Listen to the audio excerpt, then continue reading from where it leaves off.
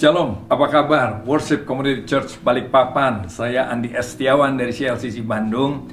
Terima kasih buat kesempatan boleh melayani saudara walaupun baru kita kenal di sini secara online, dan saya harap kita bisa bertumbuh bersama-sama. Salam kenal dari saya dan salam dari jemaat dari Bandung. Saya mau ajak kita belajar firman Tuhan di masa-masa yang tidak mudah ini, di masa-masa yang penuh masalah. Saya tahu setiap kita pasti menghadapi masalah, tapi saya berdoa supaya kekuatan dari Tuhan akan menyertai kita semua.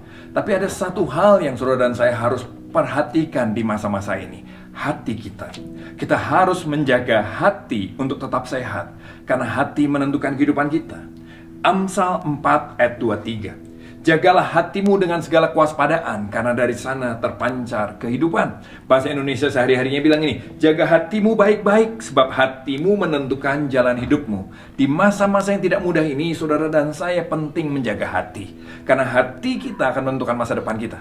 Kalau hati kita negatif, hidupmu negatif. Kalau hati kita positif, hidup kita positif. Kalau hati kita jahat, hidup kita akan jahat. Kalau hati kita penuh kasih, hidup kita akan penuh kasih. Jadi jaga hatimu baik-baik, karena hati menentukan jalan hidup. Sekali lagi, hati menentukan jalan hidup. Sekali lagi biar ingat, hati menentukan jalan hidup. Nah, dari situlah yuk kita belajar mengenali dulu masalah hati. Mengenali masalah hati. Kalau ada yang bilang, oh Pak, saya tidak punya masalah hati. Saudara sedang melawan firman Tuhan. Karena Alkitab bilang hati manusia itu licik. Coba lihat Yeremia 17 ayat 9. Hati manusia tidak dapat diduga, paling licik dari segala-galanya, dan terlalu parah penyakitnya. Saya ulang, hati manusia tidak dapat diduga, paling licik dari segala-galanya, dan terlalu parah penyakitnya. Bahasa Indonesia sehari-harinya bilang begitu. Jadi kita harus mau setuju dengan firman bahwa bilang ini, ya hati saya seringkali menyembunyikan banyak hal. Saya seringkali berusaha kelihatan baik, tapi hati saya beda. Saya kelihatan baik, tapi hati saya tidak suka sama orang itu. Terlalu parah penyakitnya. Dan saya harap kita mau mengakuinya supaya kita bisa disembuhkan. Karena yang pertama yang saudara harus lakukan kalau saudara mau punya hati yang sehat, sadari dan akui masalah hati kita. Sadari dan akui masalah hati kita. Karena tidak menyadari adanya masalah dalam hati akan menjadi masalah yang lebih besar di kemudian hari. Matius 12 ayat 33, dari mana kita bisa tahu hati kita punya masalah atau tidak? Alkitab bilang nih, sebab dari buahnya pohon itu dikenal.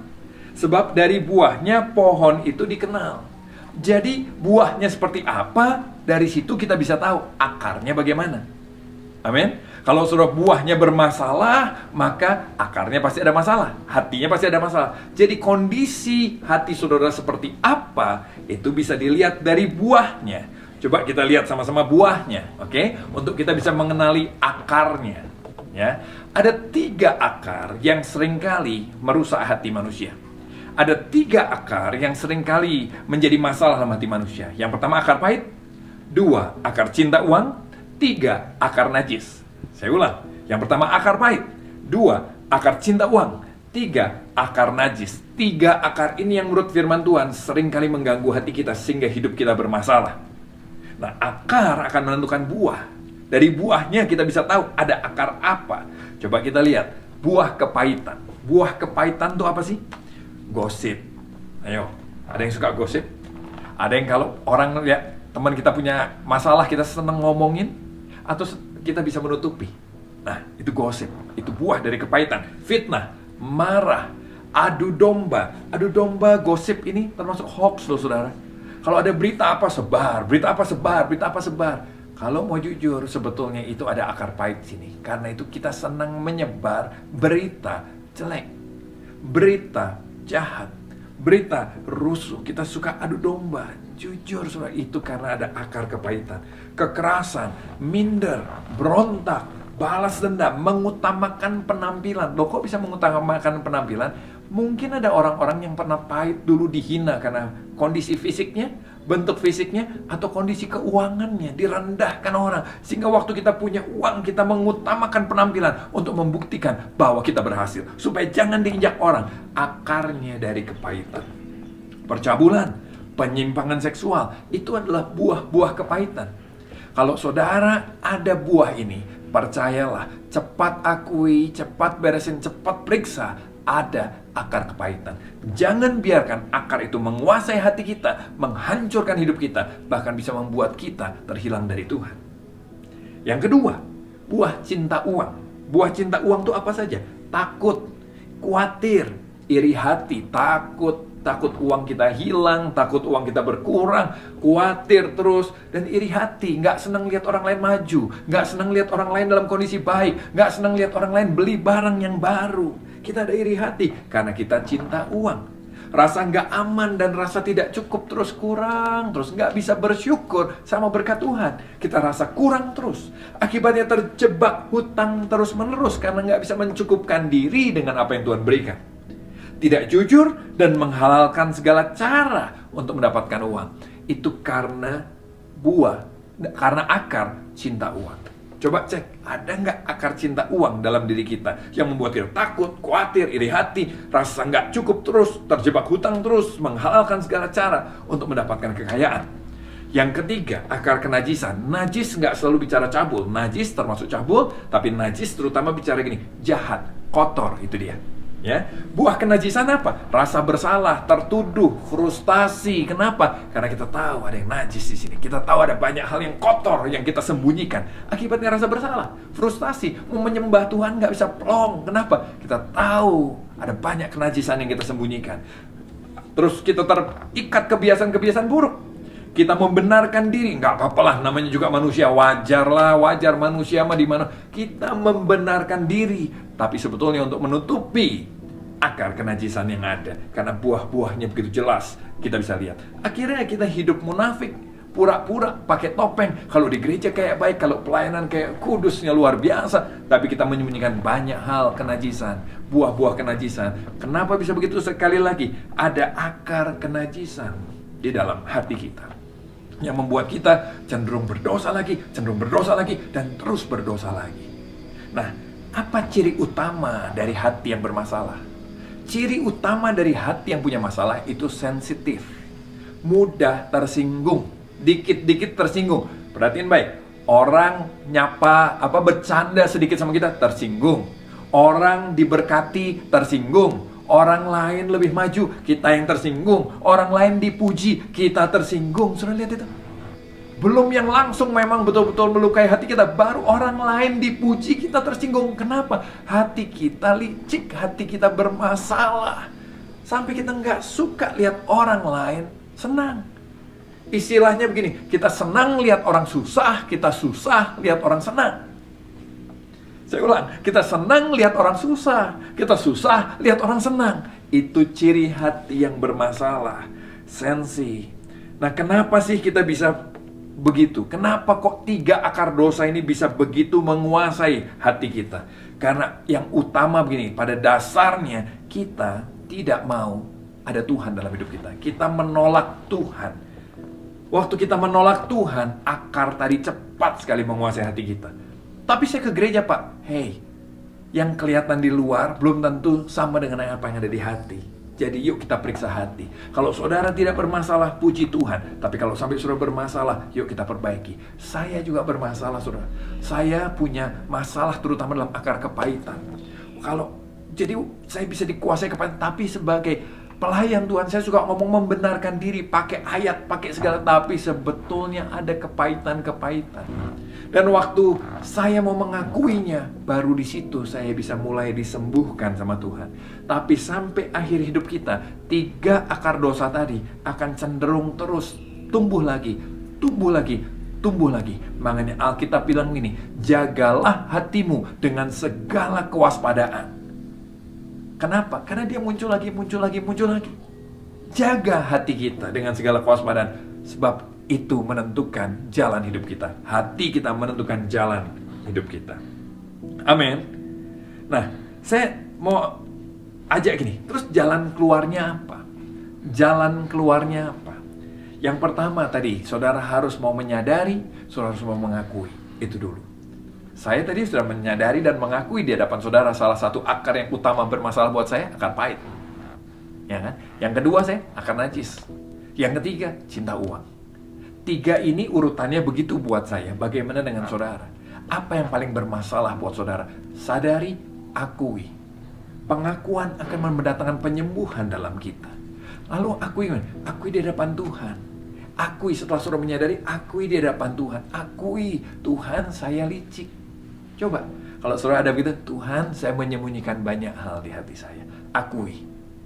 Lihat, kesembuhan akan mulai terjadi dalam hidup saudara. Saudara akan mulai merasa lega. Saudara akan mulai merasa diangkat. Akar-akar itu mulai dicabut sama kuasa Roh Kudus. Waktu saudara mulai mau mengakui di depan Tuhan. Dan percayalah, Tuhan adalah Allah yang setia dan adil. Dia akan mengampuni dosa kita. Dan akan menyucikan kita dari segala kejahatan kita. Yakobus kan bilang begitu. Jadi yuk akui di depan Tuhan. Gak usah khawatir. Dia tuh memang dia menerima kita apa adanya. Kenapa Yesus perlu mati buat saudara dan saya di atas kayu salib? Karena kita perlu ditolong. Karena kita nggak bisa menolong diri kita sendiri. Kenapa kok sampai Yesus perlu mati di atas kayu salib? Karena begini, dosa kita memang banyak. Betul nggak? Saya dulu bertobat, saya 30 tahun yang lalu bertobat. Saya pikir Tuhan pakai saya karena saya punya kelebihan. Saya punya talenta, saya radikal, saya sungguh-sungguh sama Tuhan. Setelah 30 tahun saya ikut Tuhan, saya menyadari bahwa begini loh. Saya ternyata nggak baik-baik amat ya. Banyak hal yang saya bermasalah, banyak hal yang saya sembunyikan. Semakin kesini saya semakin menyadari betapa saya sebetulnya tidak layak. Betapa sebetulnya saya punya banyak masalah di hati saya. Punya banyak kelicikan di hati saya. Dan saya semakin menyadari Tuhan itu luar besar, sempurna, maha kudus. Terus gimana? Apakah kita frustasi? Tadi nih, disinilah justru fungsinya salib Kristus buat saudara dan saya. Di atas kayu salib itulah semua kenajisan kita, semua akar pahit kita, semua akar cinta uang kita sudah dipikul Tuhan di atas kayu salib. Sehingga semua kekurangan kita diganti dengan kesempurnaan Tuhan.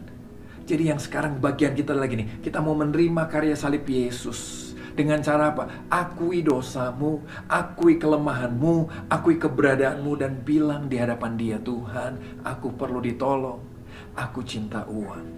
Tuhan, aku perlu ditolong, aku dikuasai akar kenajisan. Tuhan, aku perlu ditolong, aku penuh dengan kepahitan kepada mertuaku, mungkin kepada pasanganku, kepada masa laluku, kepada pendetaku, kepada temanku. Kita bisa pahit pada siapa saja. Waktu akar pahit ada di hati kita, kita jadi orang yang sangat mudah tersinggung. Akibatnya kemana-mana kita bikin ribut, kita bertengkar sama sini, bertengkar sama sini, tersinggung sana, tersinggung sini. Yuk datang pada salib Yesus, akui, minta Dia tolong kita, minta Dia tolong kita. Jangan andalkan perbuatan baikmu, jangan andalkan pelayananmu, karena pelayanan dan perbuatan baikmu tidak bisa membuat engkau selamat. Hanya salib Yesus yang bisa mengampuni kita dan membuat kita selamat. Salib Yesus yang bisa memulihkan kita. Akui, ya kan? Sadari dulu, akui aja terus sama Tuhan, akui dan izinkan gini, karya Yesus menebus kita. Saya kasih contoh sama saudara ya. Waktu saya pahit itu saya merasa dikhianati sama rekan pelayanan saya. Saya merasa dikhianati sama rekan pelayanan saya. Waktu saya sakit, saya 1 tahun gak mau mengakui itu.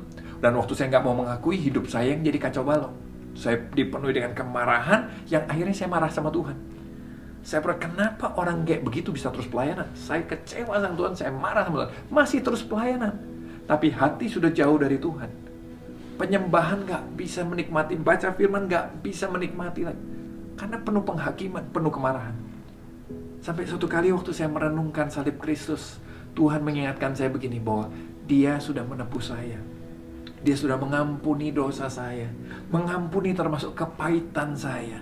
Saya bersyukur untuk itu. Dan waktu saya merenungkan ini, Tuhan mulai bukain sama saya bahwa begini loh, kamu pun suka mengkhianati aku. Kan saya protes, Tuhan, kenapa kok Dia mengkhianati saya? Kenapa saya sudah sungguh-sungguh kok saya dikhianati? Dan kenapa Tuhan diam saja? Terus Tuhan ingatkan saya begini, bahwa tujuan dari kehidupan ini bukan supaya saya terkenal, bukan supaya kita kaya. Tujuan kehidupan ini bukan supaya kita menjadi hebat, bukan. Tujuannya adalah gini, supaya kita menjadi seperti Kristus. Itu tujuan kekristenan. Itu tujuan hidup kita yang tertinggi. Apapun profesinya, tujuan tertinggi adalah gini, supaya kita menjadi seperti Kristus. Dan Tuhan ingatkan saya bahwa untuk belajar menjadi seperti Kristus, kamu perlu menghadapi orang-orang yang tidak seperti yang kamu harapkan. Kamu perlu menghadapi orang-orang yang mungkin melukai kamu, karena Yesus mengampuni. Menjadi seperti Kristus berarti juga kita belajar mengampuni seperti Yesus mengampuni. Dan kalau kita mau belajar mengampuni, harus ada orang yang perlu kita ampuni, orang yang berbuat salah sama kita. Jadi saya melihat, oh Tuhan izinkan teman-teman saya mengkhianati saya. Kenapa? Supaya saya belajar mengampuni. Supaya saya belajar mengampuni. Kenapa Tuhan izinkan kita iri hati sama orang yang lebih maju dari kita? Supaya kita belajar mengucap syukur dengan apa yang ada. Supaya kita belajar tidak cinta uang. Itu menjadi seperti Kristus. Dan ini yang Tuhan bilang juga sama saya waktu itu. Kamu tahu, kamu merasa dikhianati kan? Kamu tahu, sampai hari ini juga sebenarnya kamu banyak mengkhianati aku, kata Tuhan. Jadi Tuhan ingatkan saya, kamu sibuk lihat orang lain mengkhianati. Saya sendiri masih suka mengkhianati Tuhan. Besar dan kecil relatif, tapi saya suka mengkhianati Tuhan, melukai hati Tuhan. Tapi Tuhan bilang ini, tapi aku tetap mengasihimu, aku tetap mencintaimu, dan aku tetap akan mengampunimu. Waktu pengampunan Tuhan, karya salib Yesus begitu luar biasa dibuka di depan saya bersyukur. Saya rasanya, wow, saya yang penuh dengan pengkhianatan sama Tuhan. Sampai hari ini, saya diampuni Tuhan, diterima Tuhan, dikuduskan, dijadikan anaknya. Saya bersyukur. Dari situ keluar kekuatan untuk saya bisa mencabut akar pahit saya dan melepaskan pengampunan sama orang-orang yang melukai saya juga. Kenapa saya mengampuni? Karena saya lebih dulu diampuni. Kenapa saya bisa memaafkan yang mengkhianati saya? Karena saya pun mengkhianati Tuhan dan dimaafkan. Sadari, akui, renungkan karya salib Yesus. Izinkan kita disembuhkan lewat karya salib Yesus. Jangan andalkan perbuatan baikmu sendiri. Firman Tuhan yang terakhir bilang ini, Matius 7 ayat 21 sampai 23. Ayat 21 ya, bukan setiap orang yang berseru kepadaku Tuhan, Tuhan akan masuk dalam kerajaan surga, melainkan dia yang melakukan kehendak Bapakku yang di surga. Jadi jangan andalkan jabatan pelayanan kita, jangan andalkan kegiatan kita ke gereja, jangan andalkan baca Alkitabmu atau hafal ayatmu. Karena bukan orang yang berseru Tuhan, Tuhan yang masuk kerajaan surga, tapi orang-orang yang mau melakukan kehendak Tuhan. Apa itu kehendak Tuhan? Kehendak Tuhan gini loh, sadari kekurangan kita, akui dan terima karya salib Yesus untuk menyembuhkan kita. Itu kehendak Tuhan. Dan biarlah menerima kebaikan Tuhan inilah yang akhirnya akan membuat hidup kita bisa berbuah benar. Karena akarnya sudah benar, buahnya jadi benar. Sekali ulang, kalau akarnya salah, buahnya salah. Akarnya jahat, buahnya jahat. Tapi kalau akarnya benar, hidup kita juga akan berbuah benar. Cirinya nanti suatu kali saudara tidak akan gampang sensi lagi. Saudara akan jadi orang yang mudah mengucap syukur dan mudah memaafkan orang. Amin. Di masa yang sukar ini, sekali lagi, jaga hatimu dengan segala kewaspadaan, karena dari sana terpancar kehidupan. Tuhan berkati. Kita berdoa yuk. Tuhan, terima kasih. Aku bersyukur buat jemaatmu di Balikpapan. Aku berdoa buat teman-teman di Balikpapan. Tuhan berkati. Kami mau belajar mengakui bahwa hati kami licik Tuhan, seperti Yeremia bilang. Dan kami parah sekali, seringkali ada banyak penyakit yang begitu rupa ada di hati kami. Kami mau akui itu, kami mau sadari itu. Dan biarlah karya salibmu boleh menyembuhkan kami. Buatlah kami selalu merenungkan apa yang kami benci, apa yang kami sakiti, apa yang kami menyakiti kami, apa yang melukai kami. Biarlah kami renungkan bahwa itu sudah ditanggung Yesus juga di atas kayu salib. Itu sudah ditanggung Yesus di atas kayu salib. Malu kami, aib kami sudah ditanggung oleh Yesus di atas kayu salib. Kepahitan kami ditanggung Yesus di atas kayu salib. Kemarahan kami juga Yesus alami di atas kayu salib. Pengkhianatan yang kami alami juga Yesus alami di atas kayu salib. Karena itu Tuhan, biarlah salib-Mu menyembuhkan kami. Salib-Mu memulihkan kami, membantu kami mencabut akar-akar kepahitan. Karena kami tahu Tuhan pun ikut merasakan seperti kami rasakan. Dan Tuhan juga mau mengampuni kami, karena kami pun melukai Tuhan, tapi Tuhan mau mengampuni kami. Buat kami bisa menyadarinya, buat kami bisa disembuhkannya. Sehingga hati kami Tuhan boleh sembuh, hati kami boleh sehat, dan boleh jadi berkat buat banyak orang. Terima kasih Tuhan, terima kasih. Kami ingin menikmati kebaikan-Mu. Di dalam nama Yesus kami berucap syukur. Sama-sama katakan, amin. Tuhan berkati saudara semua. Happy Sunday.